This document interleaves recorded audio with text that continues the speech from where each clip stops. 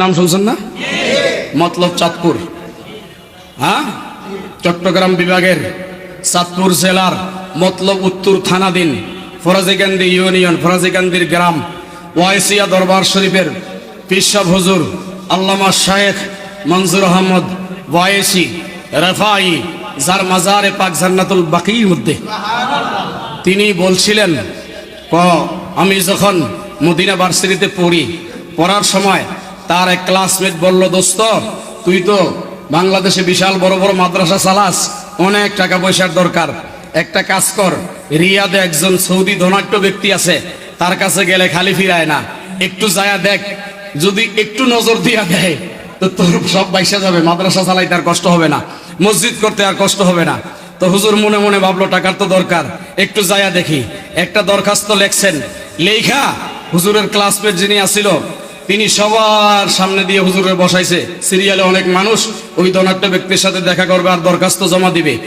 ওই হুজুরের বন্ধু বইলা গেছে যাইবার সময় কাগজ হাতে দিয়া, সিবিটা হাতে দিয়া বইলা গেছে যে আকীদা যদি ঠিক না হয় তার ইবাদত কবুল হয় না। কথাটা তো ঠিক, কিন্তু কথাটা হলো, হ্যাঁ, ভূতের বুকের আমরাম, আকীদা ঠিক না হলে যে ইবাদত কবুল হয় না, কথাটা তো কি, কিন্তু কথাটা দরকার ছিল মনজুর আহমদ রেফাই বলার, কিন্তু ওনারে বইলা গেল ওনার বন্ধু। আর মানি মনজুর আহমদ রেফাই মিলাদ পড়ে, কিয়াম করে, সুন্নি তরিকায় আছে, এই কারণে তার আকীদা ঠিক না। আহলে হাদিস হইলে আকীদাটা ঠিক হইতো। এই কথা বলার পরে হুজুরের তো মাথা খারাপ, গরম হয়ে গেছে। হায় হায় হায়, আমি কোন জায়গায় আইছি, এটা ইমান হারানের দশা, ইমান হারানের ফ্যাক্টরিতে আইছি, এখন আমি কি করব? বাইরে হয়ে গেলে কত সমস্যা, কেমনে কি করি? হুজুর ওখানে বসে খাতা আর কলম নিলেন, কেমনে আমি বাঁচতে পারি এই চক্রান্ত থেকে? আমি তো ইমান হারাইতে পারবো না, ইমানের দৌলতে তো বেশি, ইমান হারানো সম্ভব আমার দ্বারা হবে না। আমি তো রসুলকে ভালোবাসি, আহলে বাইতকে ভালোবাসি, আউলিয়াদেরকে ভালোবাসি, আমার আকীদা আহলুস সুন্নাহ ওয়াল জামাতের। আমারে বেঈমান বানানোর জন্য এখানে আসছে, এখন আমি কি করি? উনি কলম নিলেন, ওখানে বৈশা বৈশা তিনি গাইতে লাগলেন। কি গাইতে লাগলেন?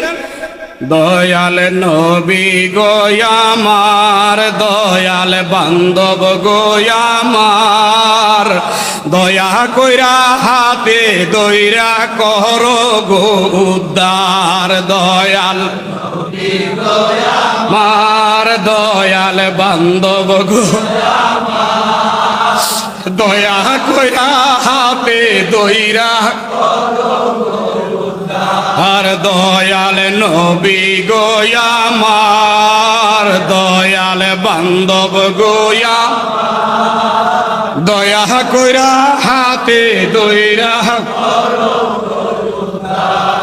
কার কাছে বলেন না, কার কাছে? ইয়া রাসূলুল্লাহ, আপনি হাতে দইরা আমারে উদ্ধার করেন।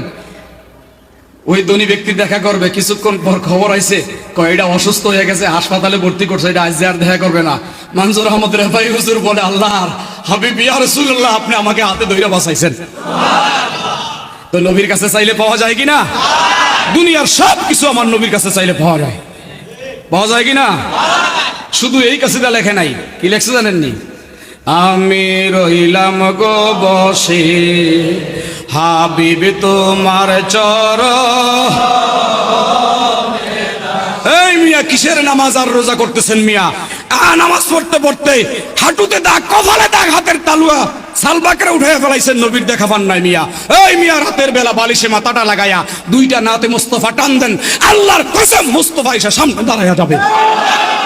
আল্লাহর কসম দিয়ে বললাম, মুস্তাফা এসে সামনে দাঁড়ায়া যাবে, মুস্তাফা সামনে দাঁড়ায় যাবে, সরাসরি মুস্তাফার সাথে কথা বলতে পারবেন, নিজ জীবনের দুঃখ নবীর সাথে বলতে পারবেন, শেয়ার করতে পারবেন। শুধু মুস্তাফা আসবে না, সাথে সে ফাতেমা আসবে, আলী আসবে, হাসান আসবে, হুসাইন আসবে, আবু বকর আসবে, উমর আসবে, উসমান আসবে।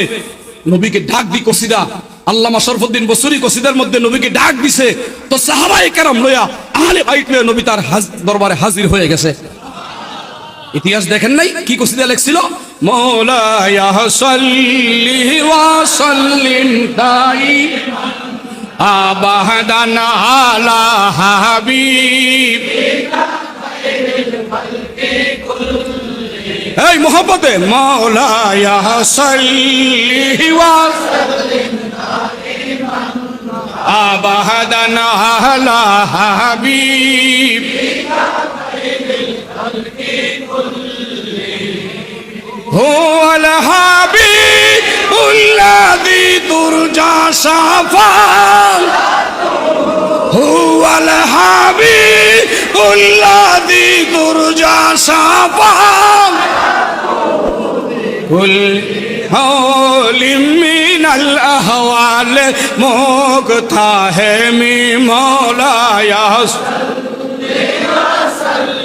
দাইমান আবাদান আলা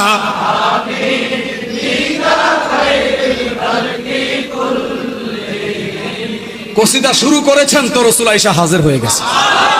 শেখ সাদিকে দেখেন নাই রাতের বেলা মাথা লাগায়া বলতেছে বালাগাল উলা বিকামালিহি কাশাফাত হাসনাতু জামিউ তো রাসূল আয়েশা হাজির হয়ে গেছে। বলেন না সুবহানাল্লাহ। এই মিয়া দেখেন না ইতিহাস, আমার আলা হযরত আজিমুল বরকত কসিদা শুরু করেছে, নবী হাজির হয়ে গেছে। কি কসিদা, কত সুন্দর।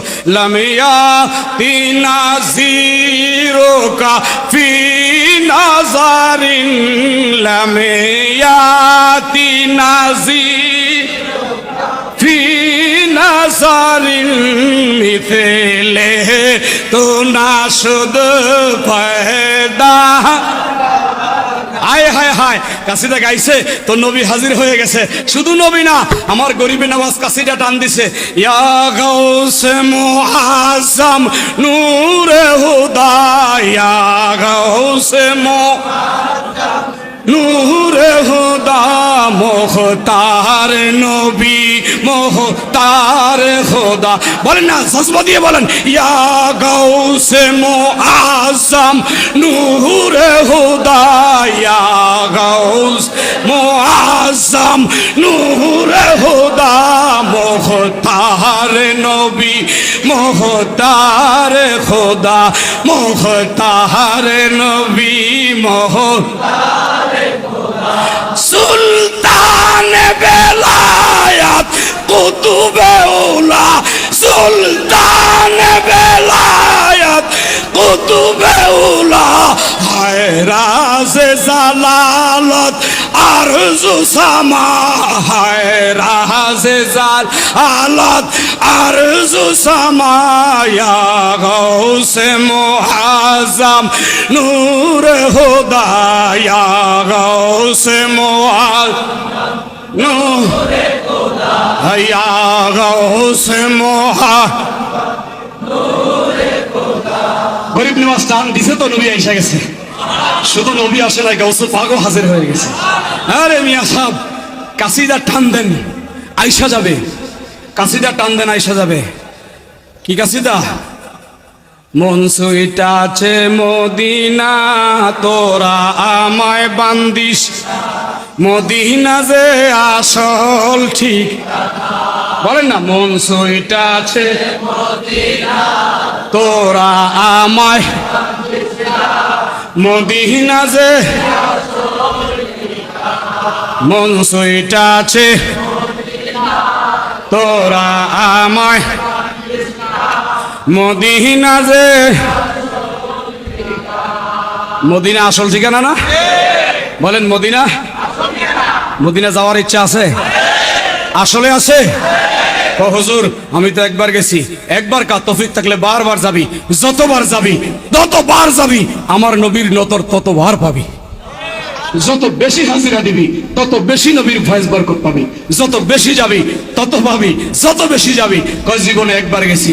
আরে রসুল কি বলে শোনেন, বুখারী মুসলিমের হাদিস।